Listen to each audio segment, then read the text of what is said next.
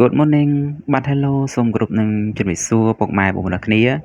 ថ្ងៃដែលខ្ញុំបាទមានវីដេអូចំណេះដឹងថ្មីមួយចង់យកមកបង្ហាញបងប្អូនពីរបៀបលុប account Facebook ចោលជារៀងរហូតអញ្ចឹងបើក្នុងករណីមួយដែលបងប្អូនគិតថាFacebook បងប្អូនហ្នឹងបងប្អូនសង្ស័យថា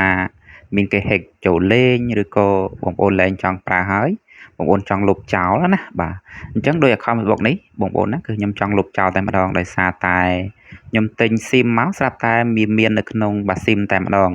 ហើយឃើញប្រតិបត្តិការរបស់គាត់គឺអត់មានទេណាគឺគាត់ផុសរូបតាមស្លឹកហ្នឹងទេបាទហើយគាត់បង្កើតតាំងពីឆ្នាំ2002ម្លេះបើគាត់ប្រើរាល់ថ្ងៃគឺគាត់មិនផុសរូបឬក៏ share អីវីដេអូចេញហ្នឹងតែនេះអត់មានទេណាអញ្ចឹងខ្ញុំសូមលុបចោលតែម្ដងបាទអញ្ចឹងជាហ៊ានដំបូងបងប្អូនគ្រាន់តែចូលមក account Facebook ដែលបងប្អូនលេងរាល់ថ្ងៃមកបាទតែបងប្អូនចង់លុបចេញណាបាទចូលពឹបមករួចចាំបងប្អូនមើលបាទត្រេ3នៅខាងក្រោម Messenger នេះបាទខាងស្នាមដៃលើផុតហ្នឹងអញ្ចឹងបងប្អូនចុចហ្នឹងមករួចហើយនឹងឃើញ profile បាទស្រីរឿនបាទប្រពន្ធប្រពេចនេះអញ្ចឹងបងប្អូនអូសពីក្រោមឡើងលើតិចតិចទៅត្រូវមើលពាក្យថាការកំណត់ទាំងឯកជនភាពហើយសញ្ញាកូនសោអញ្ចឹងចុចពីលើហ្នឹងមកបាទបងប្អូនចុចមកប៉ឹកអញ្ចឹងនឹងឃើញពាក្យដដែលនិងសញ្ញាកូនសោដដែលអញ្ចឹងបងប្អូនមើលខាងក្រោមនេះគេដាក់ថាការកំណត់អញ្ចឹងចុចពីលើហ្នឹងមកបាទបងប្អូនចុចមកប៉ឹបអញ្ចឹងនោះនឹងឡើងបាទប្រទាំងពាក្យថាមេត្តាគេដាក់ថាមជ្ឈមណ្ឌលគណនេយ្យអញ្ចឹងចុចពីលើប្រទាំងតែម្ដងមកបាទរួចហើយបងប្អូនរកមើលពាក្យថាបាទព័ត៌មានលម្អិតផ្ទាល់ខ្លួនអញ្ចឹងចុចពីលើហ្នឹងមក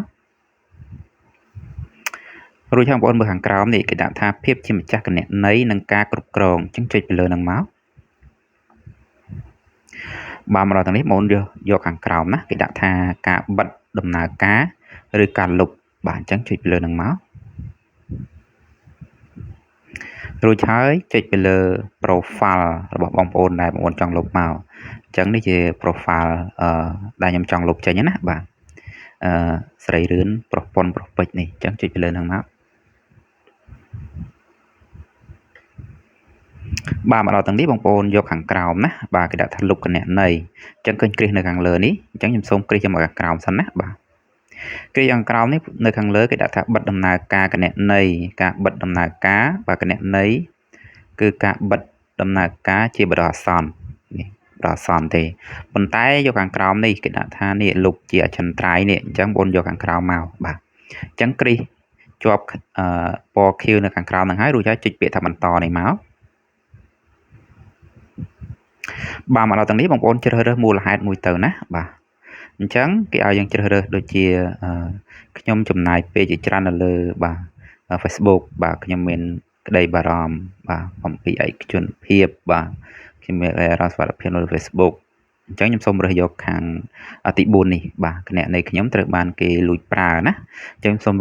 ជ្រើសយកខាងហ្នឹងបើសិនជាបងប្អូនចង់រើសយកមួយណាក៏បានដែរអញ្ចឹងខ្ញុំសូមរើសយកខាងលេខ4នេះទី4ហ្នឹងអញ្ចឹងចុចគ្រាសឲ្យឡើងពណ៌ខៀវកន្លែងវងហ្នឹងមកបាទរួចហើយចុចពាក្យថាបន្តរួចហើយចុចបន្តម្ដងទៀត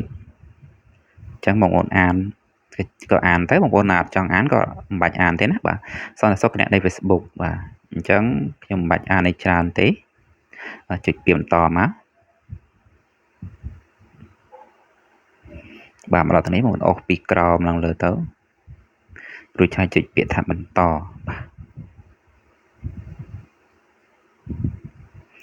បាទមកដល់ទាំងនេះបងប្អូនត្រូវតែបញ្ចូលបាទពាក្យសម្ងាត់ឬក៏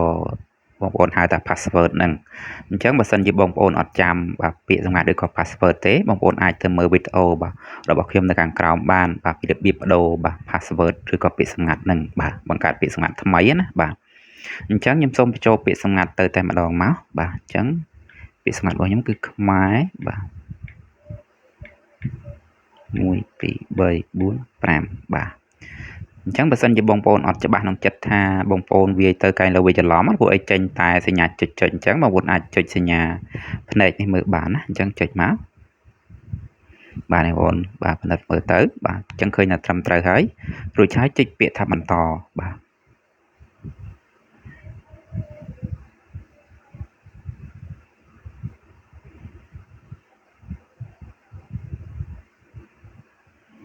ចំពោះការរងចាំទីសិនទៅ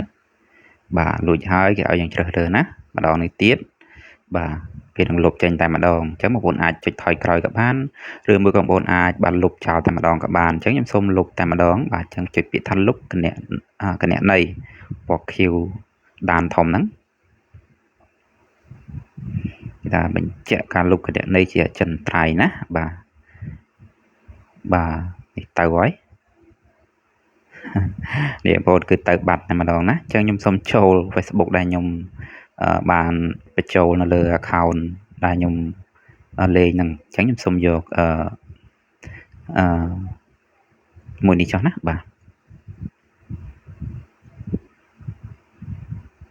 នេះចូល Facebook ថ្មីហើយណាអញ្ចឹង